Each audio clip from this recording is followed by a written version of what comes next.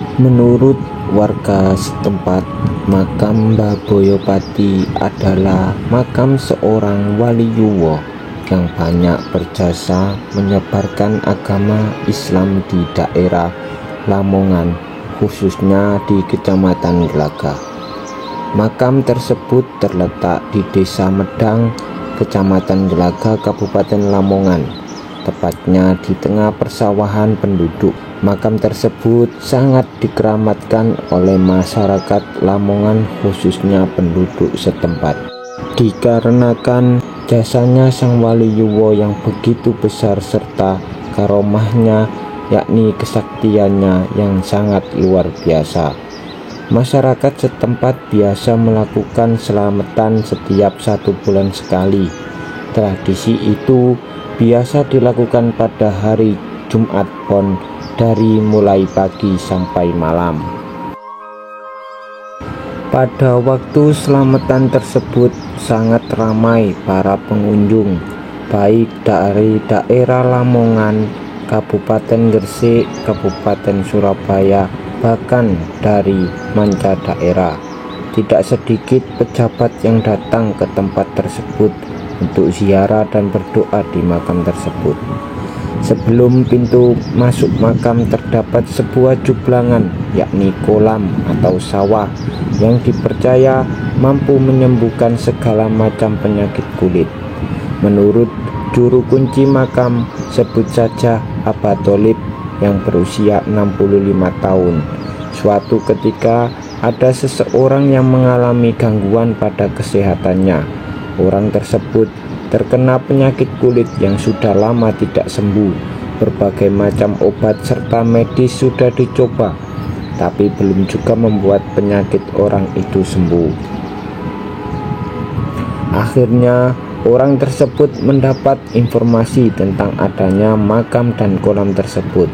Orang tersebut datang pada hari Jumat Pon serta mengikuti selamatan yang digelar di area makam Mbah Boyopati.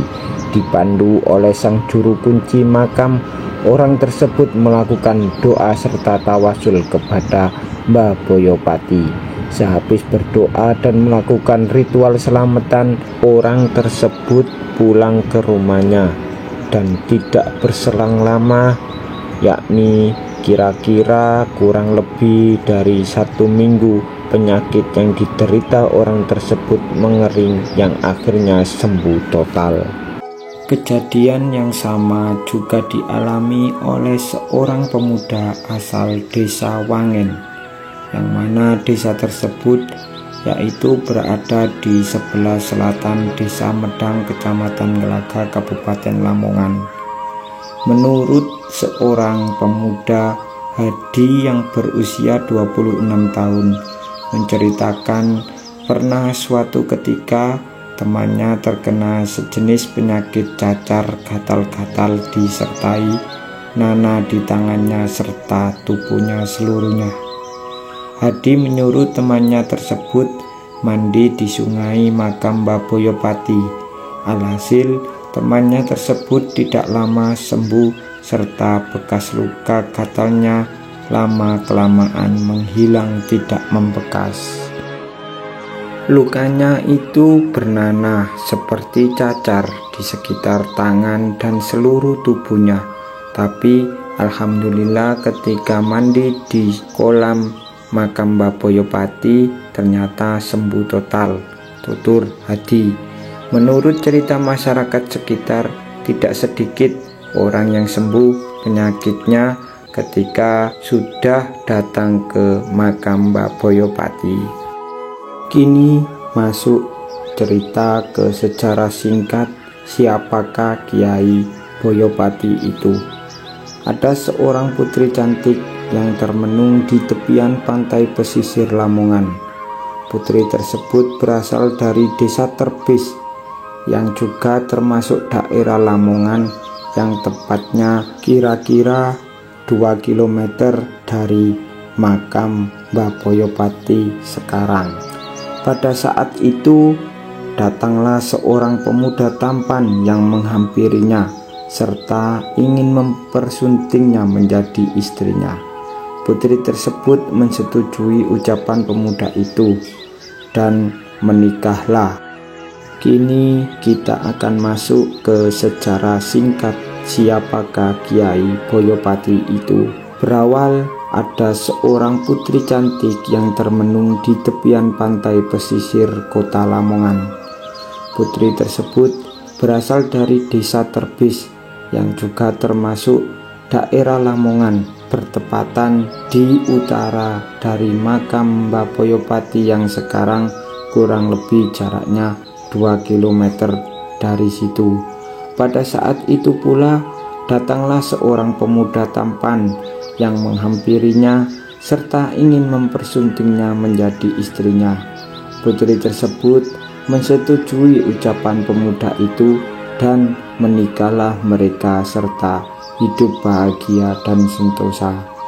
Pernikahan itu pun membuahkan anugerah yang sangat besar.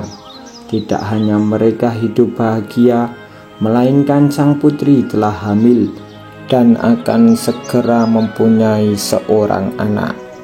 Pemuda itu sangat bahagia, akan tetapi beliau tidak dapat menyambut kelahiran anaknya kelak karena sedang mengemban tugas dari gurunya untuk pergi dari kota Lamongan. Sebelum kepergiannya pergi dari kota Lamongan, pemuda itu berwasiat kepada istrinya bahwasanya kelak anak kita akan lahir seorang putra laki-laki dan jangan kasih nama apapun kecuali nama Boyopati, kata pemuda itu kepada istrinya. Putri Terbis pun menuruti apa yang sudah diwasiatkan oleh sang suami. Tak lama dari kepergian suaminya, akhirnya putri pun melahirkan seorang anak laki-laki, dan apa yang dikatakan oleh pemuda itu benar nyatanya. Anak tersebut pun diberi nama Boyopati. Dengan bergulirnya waktu, Mbah Boyopati pun tumbuh besar sebagai pemuda yang sangat tampan seperti ayahandanya. Sang ibu pun memanjakannya, akan tetapi Mbah Boyopati bertekad ingin mencari ilmu kepada Sunan Giri di daerah Gresik. Mbah Boyopati berharap ibunya mau merestuinya karena tekad anaknya yang begitu besar. Sang ibu pun merestui kepergian anaknya untuk berguru kepada Sunan Giri. Mbah Boyopati pun akhirnya pergi ke Gresik berniat mengaji dan nyantri di tempatnya Sunan Giri. Sunan Giri menyambut muridnya ini dengan senang hati, dan tak lama pengabdiannya menjadi murid. Sunan Giri memberi tugas kepada Mbah Boyopati untuk mengambil kerisnya yang bernama Koro Welang yang sudah dipinjam oleh Mbok Rondo, yakni Nyi Lurah di daerah Lamongan. Ini terjadi pada saat penyebaran Islam di Nusantara, ketika para wali mulai aktif melakukan dakwahnya di tanah Jawa. Sekitar tahun 1400-an, ketika itu ada seorang Nyi Lurah meminjam keris kepada Sunan Giri untuk mencegah huru-hara atau konflik sekaligus menjaga kewibawaannya di wilayah sekitar Lamongan. Kanjeng Sunan Giri pun memberikan kerisnya kepada Mbok Rondo atau Nyi Lurah tersebut dengan beberapa syarat. Di antaranya syaratnya yaitu ketika memberikan tidak boleh dibuat untuk hal kekerasan seperti membunuh, dan harus segera dikembalikan kepada Kanjeng Sunan Giri secara langsung setelah 7 purnama. Akhirnya Nyi Lurah tersebut berhasil mewujudkan cita-cita dan harapannya. Hari berganti hari sampai muncullah waktu yang tiba, yakni 7 purnama pun telah terlewatkan. Namun belum ada tanda-tanda Nyi Lurah untuk mengembalikan pusaka milik Kanjeng Sunan Giri. Hal ini membuat gelisah sang Kanjeng Sunan, khawatir terjadi penyalahgunaan atas pusaka tersebut, yang kemudian Sunan Giri mengutus santrinya yakni Mbah Boyopati untuk menemui Nyi Lurah untuk mengingatkan tentang pusaka keris Korowelang yang telah dipinjamnya. Karena pengabdiannya kepada sang guru yakni Sunan Giri sangat besar, Mbah Boyopati pun melaksanakan apa yang sudah dititahkan oleh Sunan Giri. Berangkatlah Mbah Boyopati ke Lamongan untuk menemui Nyi Lurah atau Mbok Rondo. Mbah Boyopati sangat paham daerah Lamongan karena beliau juga lahir di daerah pesisir Lamongan yang sekarang diberi nama Paciran. Pada saat itu wilayah Lamongan masih terdiri dari alas atau hutan yang sangat lebat yang mengapit kiri dan kanan jalan kecil yang menghubungkan antara Jalan Gresik dan Lamongan. Beliau tidak mengalami kesulitan dalam menghafal jalan untuk menuju ke Lamongan. Dan singkat cerita, sampailah Mbah Boyopati ke kediaman Mbok Rondo atau Nyi Lurah. Beliau disambut baik oleh Nyi Lurah sesampainya di Lamongan. Mbah Boyopati menyampaikan apa yang telah dititahkan oleh Kanjeng Sunan Giri Raden Ainul Yakin. Namun Mbok Rondo ataupun Nyi Lurah tidak mau memberikan keris pusaka tersebut kepada Mbah Boyopati, sebab Nyi Lurah atau Mbok Rondo sudah berjanji pada Sunan Giri Raden Ainul Yakin bahwa dia sendiri yang akan datang sendiri untuk mengembalikan keris pusaka kepada Kanjeng Sunan Giri.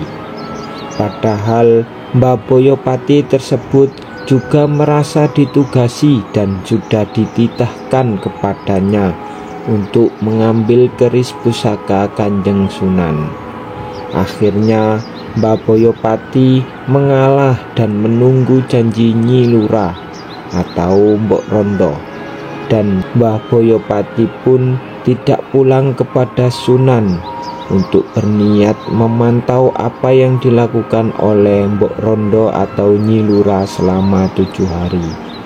Mbah Boyopati mulai curiga kalau Nyi Lurah tidak ada niat untuk mengembalikan keris itu dan memiliki niat jahat atau niat buruk. Setelah ditunggu selama 7 hari 7 malam dan tidak ada tanda-tanda bahwasanya Mbok Rondo atau Nyi Lurah untuk mengembalikan keris itu, akhirnya Mbah Boyopati pun beraksi. Beliau khawatir tidak bisa mengemban amanat tentang apa yang sudah diperintahkan dan dititahkan oleh gurunya yakni Kanjeng Sunan Giri. Beberapa karomah Mbah Boyopati.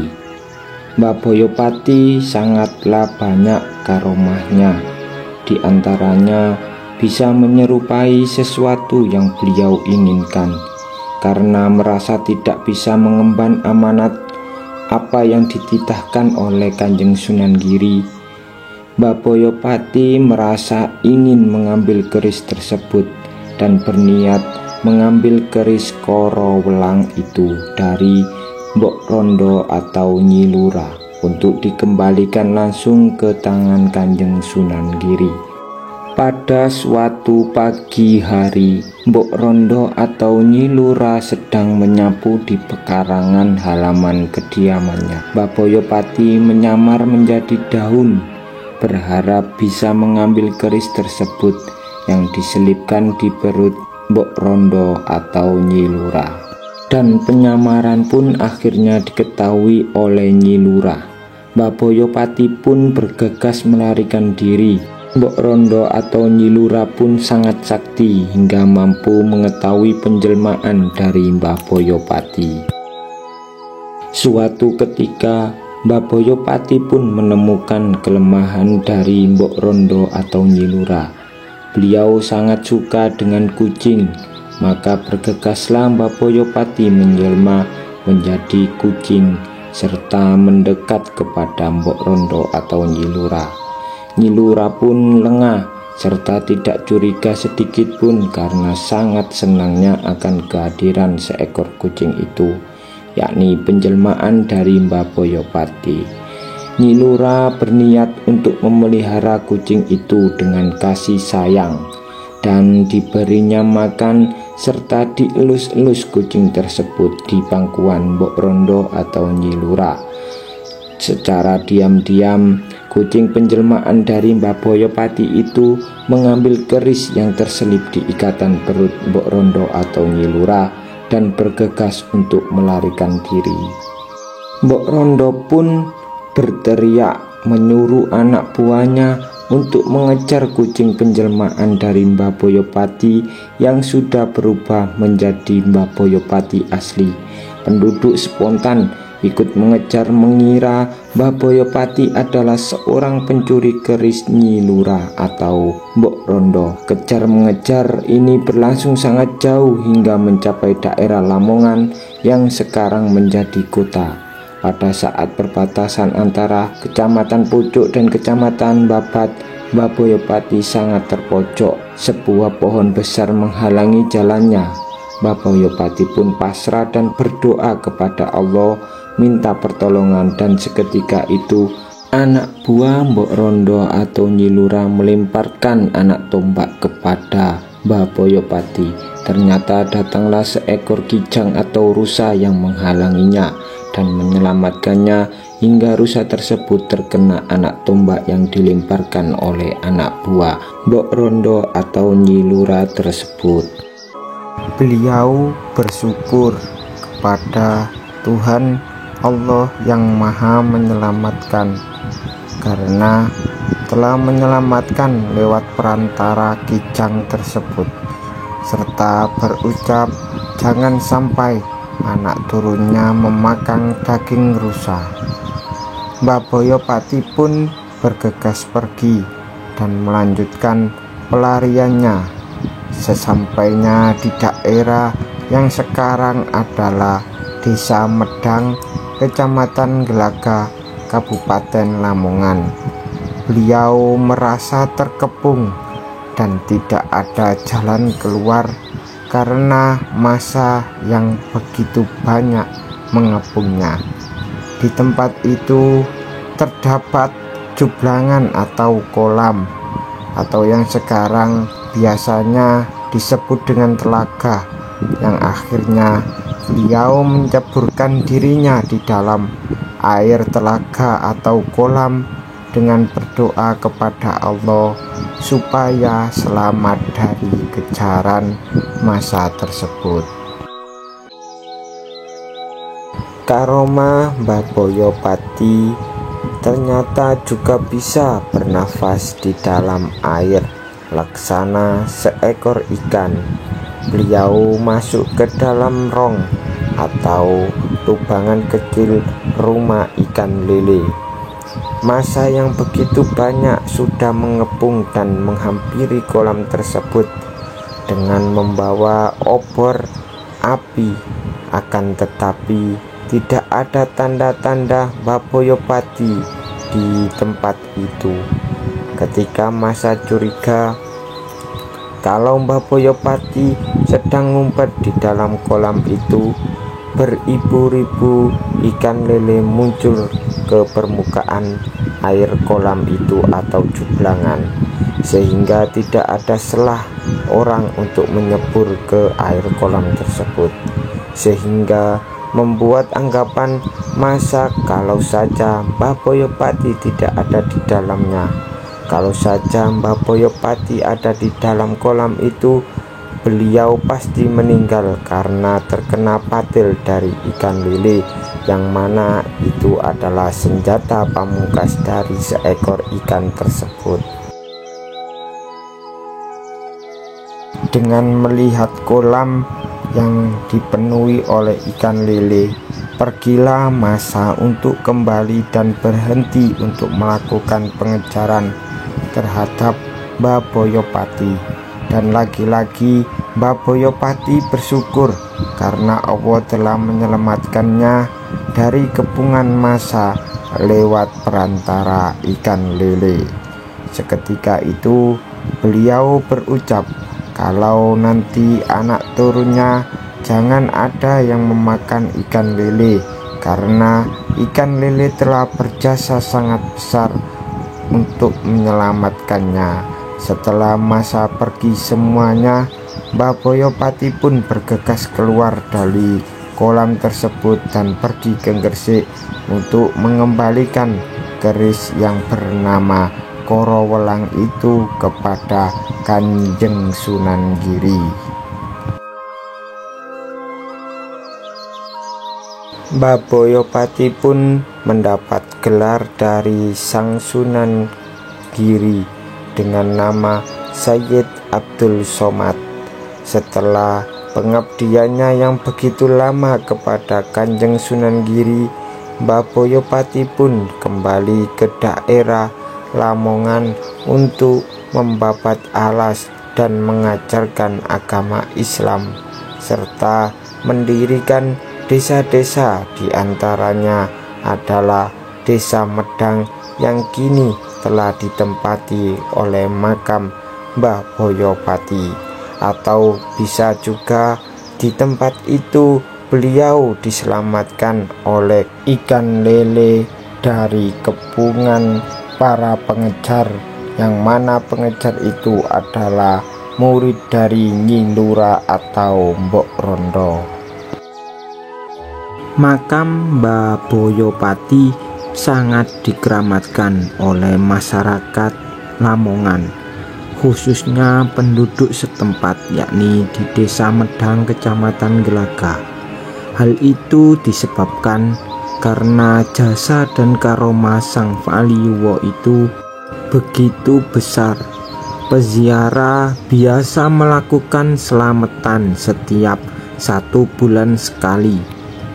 Tradisi itu biasanya dilakukan pada hari Jumat Pon, dari mulai pagi sampai malam hari.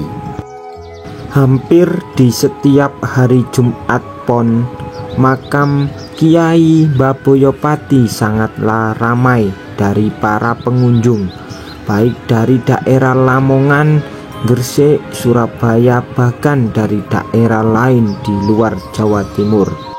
Tidak sedikit pejabat yang datang ke tempat keramat itu untuk berziarah dan berdoa di makam Kiai Mbah Boyopati itu untuk bertawasul dan meminta doa agar dijauhkan dari mara bahaya. Beliau Mbah Boyopati juga dimakamkan di tempat tersebut, yakni di Desa Medang, Kecamatan Gelaga, dan dimuliakan oleh masyarakat dan penduduk setempat.